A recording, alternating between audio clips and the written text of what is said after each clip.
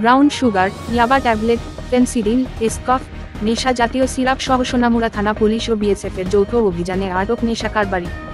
ঘটনা সোমবার গভীর রাতে।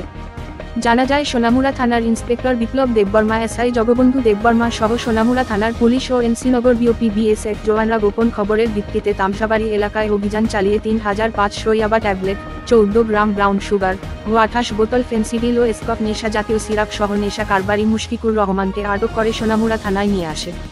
সোনামুড়া থানায় নিয়ে আসে এনডিপিএস একটে মামলা গ্রহণ করে সোনামুড়া থানা পুলিশ অভিযুক্তকে গ্রেফতার করেন।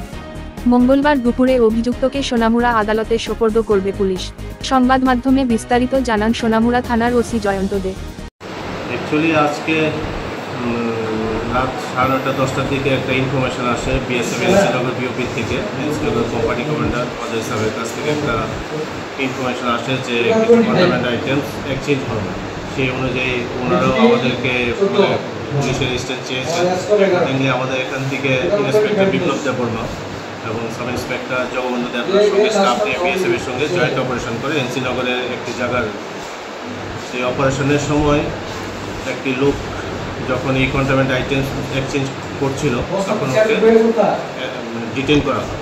তখন ওর পজিশন থেকে ইয়াবা ট্যাবলেট প্রায় ৩৫০০ ইয়াবা ট্যাবলেট হবে এবং ২৮ বোতলের মতো কফ সিরাপ বোতল আর 2টো সাবানের কেজ যেটার মধ্যে ব্রাউন সুগার ছিল, এইগুলো সিজার করা হয় এবং ওকে ডিটেইন করা হয়। কী নাম?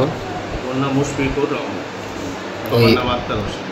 তার পরিবারের তরফ থেকে একটা অভিযোগ রয়েছে যে তাকে নাকি অপহরণ করা হয়েছিল, কিছুক্ষণ পরে তাকে আপনার এখন অবধি এমন কোনো বিষয় আমাদের সামনে আসেনি, তবু এই বিষয়টাও দেখা হচ্ছে। অ্যাকচুয়ালি মানে এরা সবাই মোটামুটি কন্ট্রাব্যান্ড আইটেমসের বিজনেসের সঙ্গে যুক্ত।